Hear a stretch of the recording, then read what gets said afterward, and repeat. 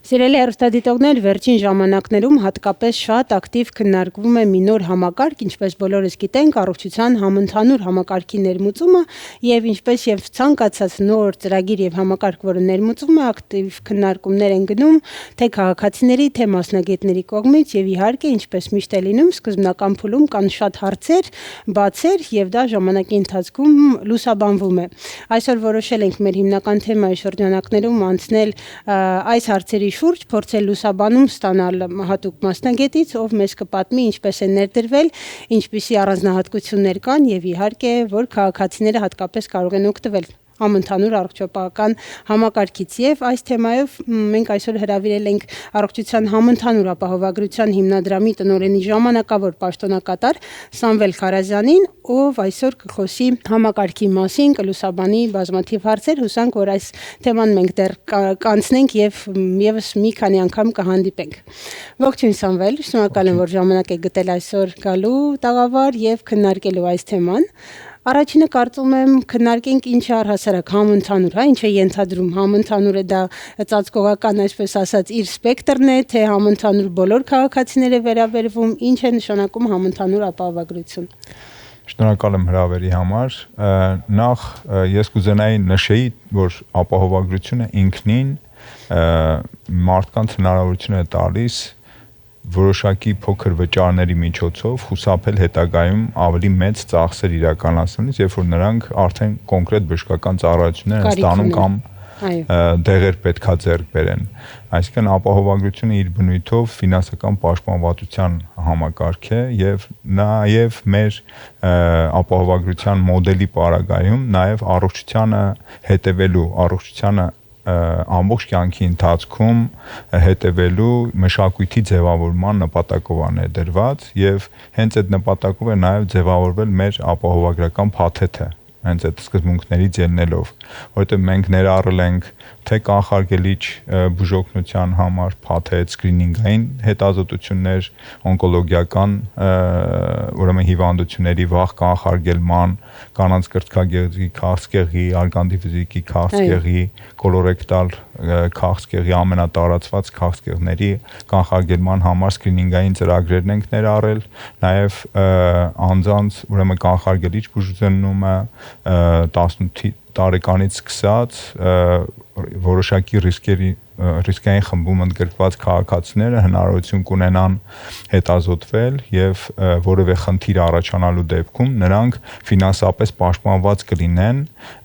իրենց հետագա ախտորոշիչ եւ բուժական հետազոտություններ եւ բուժօգնությունը ստանալու համար։ Նաեւ մենք փաթեթում ներառել ենք քրոնիկ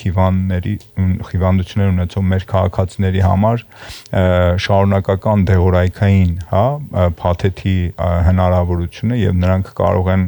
օրինակ նույն սիրտանոթային հիվանդություններ, շաքարային դիաբետ ունեցող քաղաքացիներ, այլ քրոնիկ հիվանդություններ ունեցող մեր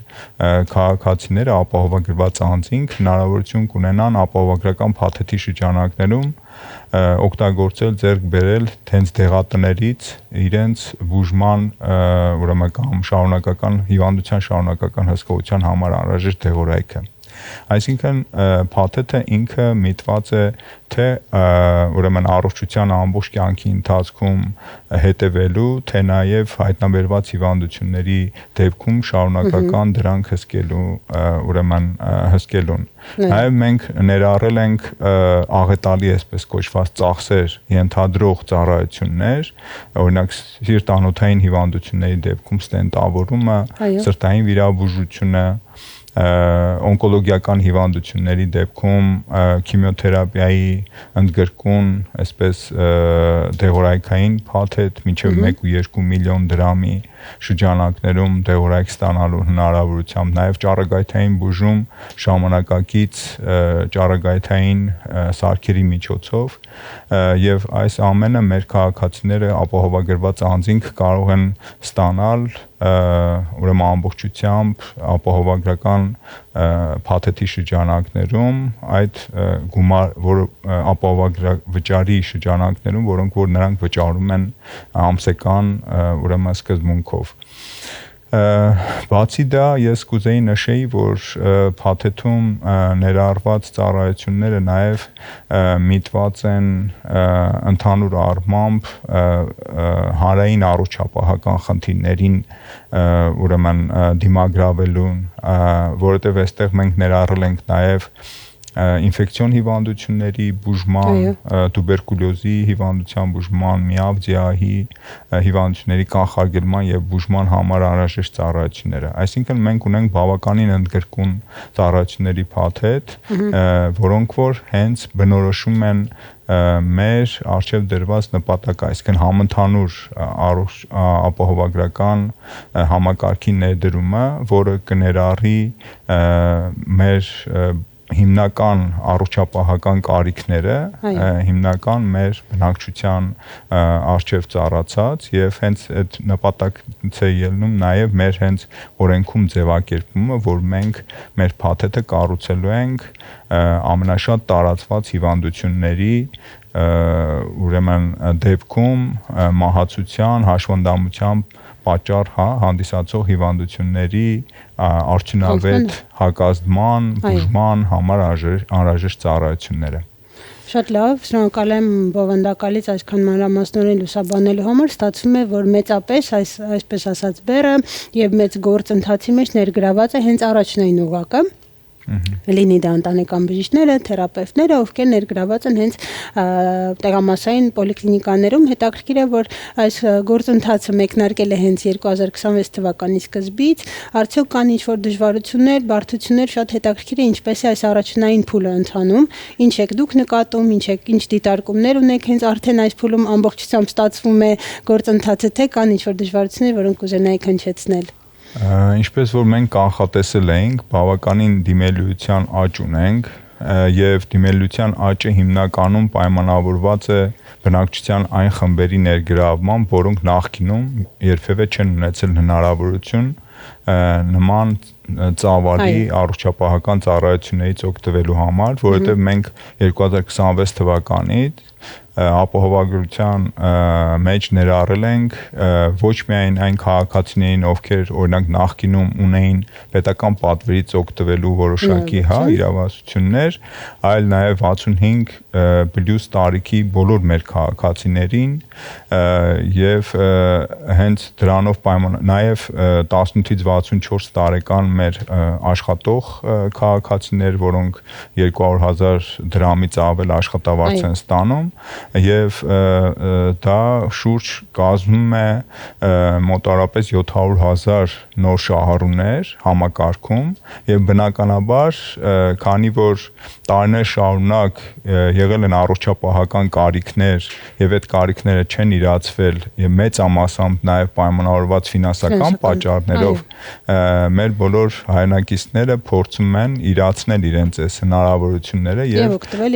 դրանով պայմանավորված մենք ունենք բավականին մեծ դիմելիություն եւ այդ դիմելիության հիմնական բեռը ընկած է մեր առողջության առաջնային պահպանման օղակի ուսերի վրա եւ որովհետեւ մենք նաեւ շատ կարեւորել ենք, որ ճանապարհը ապահովագրական փաթեթի ծառայություններից օգտվելու պետքա սկսվի հենց առողջության առաջնային պահպանման օղակում, հենց մարդու ընտանեկան բժշկի մոտ, որովհետեւ ընտանեկան բժշկից բացի ոչ մեկ չի կարող ավելի լավ գնահատել տվյալ քաղաքացու առողջապահական կարիքները։ Իհարկե մեր ընտանեկան բժիշկները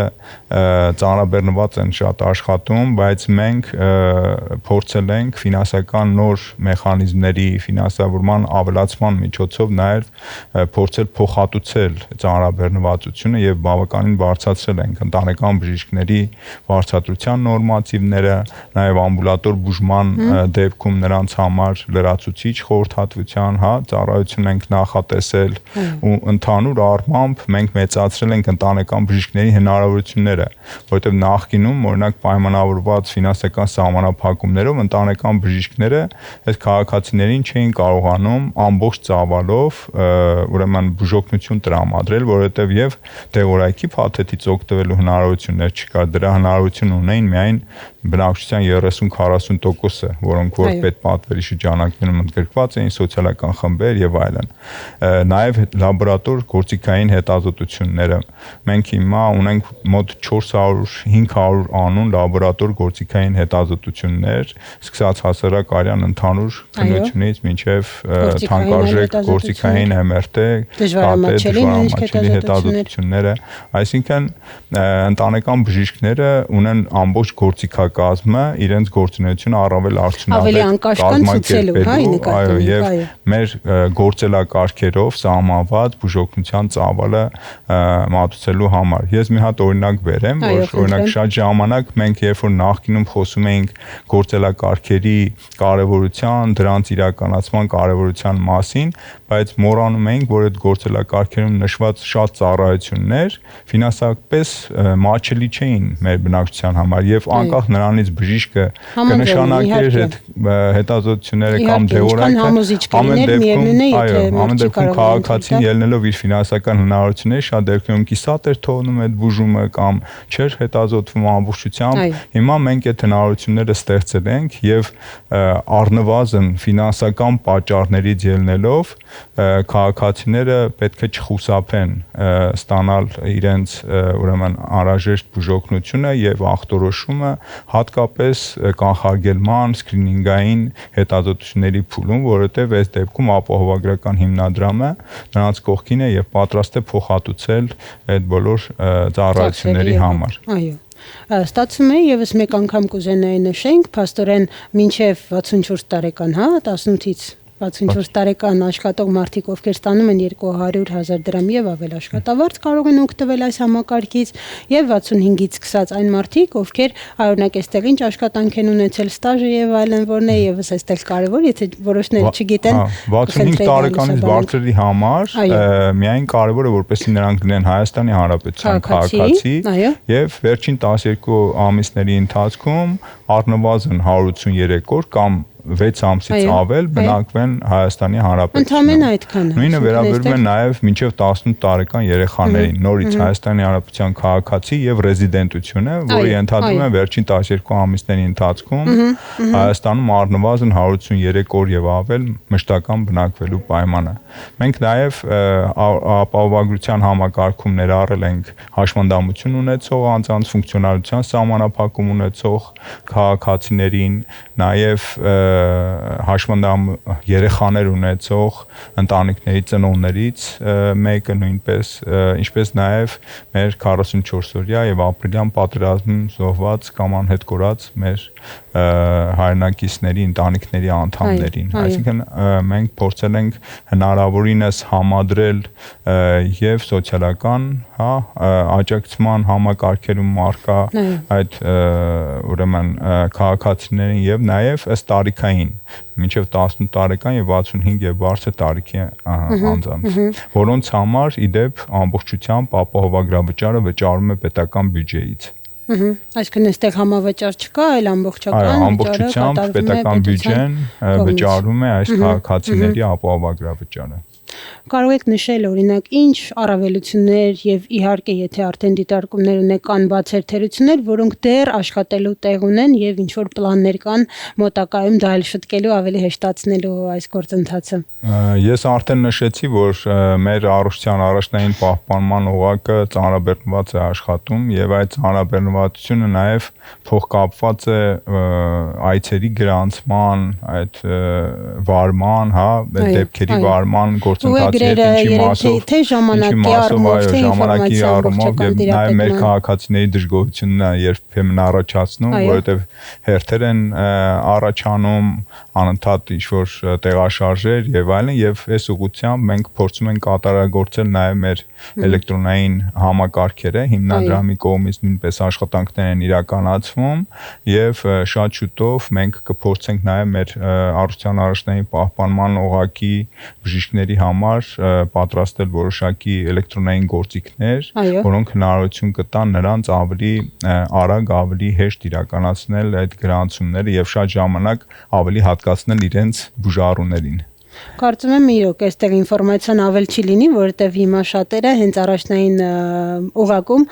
մշտապես անընդհատ զանգեր են կատարում, հետաքրքրվում են ինչ է փոխվել կամ այս ուղեգիրը ինչպես ձևակերպեն, ինչպես դուք ասացիք բուժառուներն են մի քիչ շատ միգուցե ժամանակ ծախսում, բայց ընդհանուր առմամբ իհարկե այս համակարգը շատ ողջունելի է եւ կարծում եմ բոլորը պետք է ըմբռնումով մոտենան, հասկանալով, որ նոր գործընթաց է եւ նոր համակարգ է ներմուծում եւ դա ժամանակ է պահանջելու, կատարելագործելու համար։ Փաստորեն մոտակա պլանները նաեւ էլեկտրոնային ծրագրի վրա որոշակի միգուցե բարելավումներ մտցնել, թե արագության տեսքով, թե ավելի հեշտության, ճկունության առումով, որպեսզի եւ մասնագետները ավելի հեշտ օգտվեն ու կազմեն այդ նույնիսկ ուղեգրերն ու ուղղորդումները։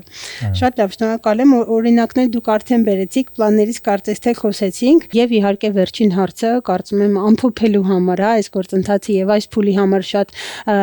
լիարժեք ինֆորմացիայի համար կարեւոր կլինի մեր հեռուստադիտողներին իմանալ հատկապես այն քաղաքացիները, ովքեր դեռ չեն սկսել օգտվել համակարգից, միգուցե գրանցումը, ինչ որ էլեկտրոնային ծրագրից չեն օգտվել եւ չեն ակտիվացրել, ինչ ընդհանուր խորհուրդներ կտաք այս գործելակարգի վերաբերյալ, ինչ քայլեր ձեռնարկել, որպեսզի օգտվեն համընդհանուր ապահովագրական համակարգից։ Ես կհորդորեի մեր քաղաքացիներին, որպեսզի նրանք անպայման նախորոք տեղեկանան իրենց կարգավիճակի մասին, թեկուզ իրենց պոլիկլինիկա, հնարավորություններ եւ իրավունքներ իրենք ունեն ապահովագրված կարգավիճակ, թեկուզ իրենց պոլիկլինիկա կամ իրենց ընտանեկան բժշկի միջոցով տեղեկանան իրենց կարգավիճակի մասին։ Ինքնուրույն կարող են օրինակ հենց մուտք գործել ծրագիր ցավոք սրտի դա ցանկալի ընտանեկան բժշկից պետք է ունենան հավելվածը, արմենտ հավելվածը, որպեսզի կարողանան այնտեղ տեսնել, բայց կարող են իրենց պոլիկլինիկայից, իրենց ընտանեկան բժշկից անմիջապես թեկուզ զանգի միջոցով ճշտել իրենց կարգավիճակի մասին, հետո անպայման հերթագրվել իրենց առողջության առաջնային պահպանման բժշկի մոտ, ընտանեկան բժշկի մոտ։ Ներողություն, առանց հերթագրման իրոք բժիշկները շատ են ծանրաբեռնված եւ շատ ցանկալի է, որ ցանկացած հարցով, թե ուղակի խորհրդատվության, թե բուժման համար, թե հետազոտությունների միշտ ցանկալի է հերթագրվել նախապես։ Այո։ Եվ հերթագրվելուց հետո նոր մոտենան իրենց ընտանեկան բժշկին եւ ինձ թվում է հետագայում արդեն բոլոր մնացած գործողությունները ըստ իրենց գանգատի կամ կարիքի ընտանեկան բժիշկները կկազմակերպեն։ Իսկ այն քաղաքացիները, ովքեր քրոնիկ հիվանդություններ արդեն ունեն եւ հսկվում են իրենց բժիշկների մոտ, իրենք ուղղակի կարող են նորից էլի հերթագրվել իրենց նեմասնագետի մոտ եւ այցելել իրենց նեմասնագետին ու շարունակական հսկողությունը որպեսզի ապահովեն, անպայման խմեն իրենց հատկացված դեղորայքը եւ անցնեն այդ հետազոտությունները ու ինչ որ շատ կարեւոր է պետքա մենք փորձենք այդ մշակույթը, այդ վարքագիծը ձևավորել մեր քաղաքացիների մոտ իրենց առողջության, իրենց կյանքի ընթացքում հետեւել, չսպասել որ ինչ որ հիվանդություն առաջ գա նոր հիշել առողջության մասին եւ փորձել այդ հիվանդության դեմ պայքարել։ Եվ ամենակարևորը որ ֆինանսը չլինի դրա պատճառը։ Հատկապես որ ֆինանսական պատճառը այլևս մինիմալի է հասցված, հա։ Շատ լավ։ Շատ լավ, շնորհակալ եմ շատ։ Հիշեցնեմ սիրելի հեռուստադիտողներ, որ այսօր խոսեցինք համընդհանուր ապահովագրական համակարգից, խոսեցինք առավելություններից, հնարավորություններից, բոլոր այն քաղաքացիների խմբերից, ովքեր ներգրաված են այս համակարգից եւ կարող են համակարգում եւ կարող են օգտվել։ Պարոն Խարազյանը շատ համապարփակ ինֆորմացիա մեզ տվեց եւ իհարկե վերջում շատ պրակտիկ քայլեր, ինչ անեն այն քաղաքացիները, ովքեր դեռ չեն ակտիվացրել ծրագիրը, հավելվածը չեն ներբեռնել կամ առհասարակ ինֆորմացիա չունեն, իրենք կարող են օգտվել ծրագրից, թե ոչ, կարծում եմ, որ բավականին ինֆորմացիա ստացանք եւ եթե դուք դեռ կունենաք հարցեր, խնդրեմ կարող եք գրել մեզ ձեր հարցերը, ձեզ հուզող բոլոր հարցադրումները մեր Facebook-յան կամ Instagram-յան էջերին, մենք անպայման այդ հարցերին կանդրադառնանք։ Հիշեցնեմ, որ այսօրվա իմ հյուրն էր առողջության համընդհանուր ապահովագրության հիմնադրամի տնօրենի ժամանակավոր պաշտոնակատար Սամվել Խարազյանը, ում հետ մենք խոսեցինք համընդհանուր ապահովագրությունից։ Այս պահին գնացինք առաջ։